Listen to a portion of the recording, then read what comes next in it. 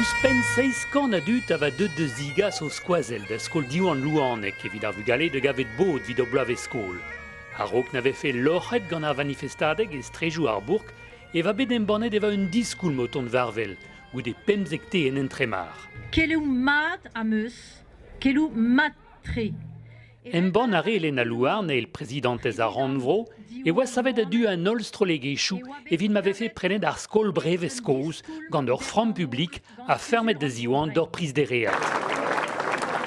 Ar c'huzul Ranvro eo en eus buntet davad evit kavout an diskoul. Peogwir nechel ket ar c'huzul Ranvro gwelet bugale diwan Hermes var ar stret, pa vegret ur politiker eziez, var an treuskas hag an deskadurez. Aze marseze e vo staliet skol diwan. Ar skol gozman a rankfe digemer a 6 skoliad varnugen goude vakansou a Nolzent. Logezal vefe fermet ur hortoz, un 10 ans me evit tud ar vugale a stourme ba ouesiz unioù. Un diskoul ma zo, ze zo skler. Ani a oa bremañ ze zo posibl, an ol zo adu da zevel an diskoulmze da vezan gwir da vat. Red e chom oa revez, evit kaout ar frouez.